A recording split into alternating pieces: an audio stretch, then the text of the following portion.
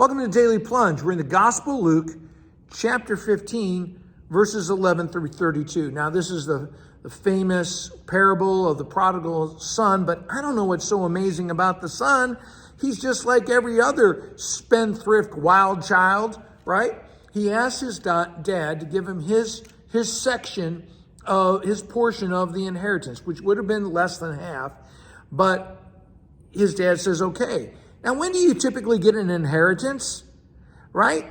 When you die, when someone dies, and he's asking his father, why don't you just croak for me so I can get out of here? And his dad does that. And what does he do? He cashes out real fast, right? Goes off to spend it in the world and wild living. All restraints of his family, especially that brother of his, is gone. And so he spends everything and he's broke now, right? He's hungry and is alone. All the friends that his money had purchased are gone. And he finds that he's desperate and he has nothing. And and here's the joke. Jesus is telling this and here's this good Jewish boy. And where does he end up? With the unclean animals, the pigs. In fact, he says that the unclean animals, the pigs, are eating better than he does. And so, he is ritually unclean, and to be ritually unclean is to be spiritually dead. And it's when he is dead that he comes to his senses and says, you know what? I might as well just go back and be a slave for my dad. I would live better that way than this way, And so he recognizes that he's as good as dead. He might as well be a slave, and then somebody who is, dead trust baby. And he goes back and he knows his father. He knows that his father is generous. So it's an act of faith, but he really doesn't know his father because he's got this whole speech prepared about how he's going to try to ingratiate himself to his father. And his father is watching him from afar.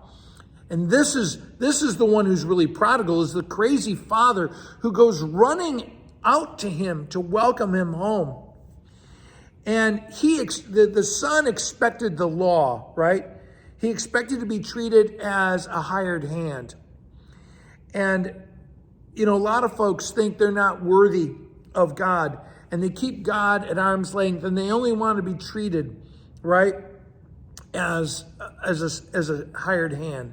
They don't want to be a child of God.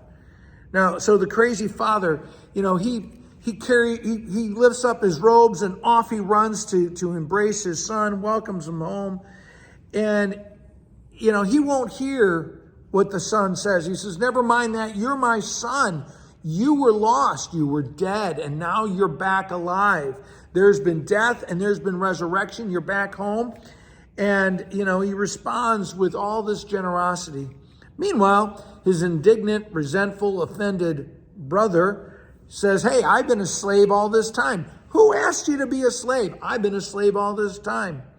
And it's not right that you've welcomed, my brother back, who was a horrible spendthrift, who was a wild child. I wasn't a wild child.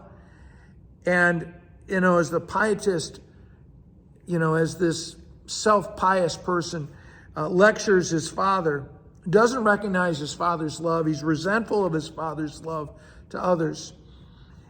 And the father reminds him, you've been with me all the time. You've had my love all the time. You've taken it for granted, but you've always had it. You're always with me. And all that I have will be yours. But I had to celebrate because your brother is back. I love you because I love you. Well, thanks, friends. Have a blessed day.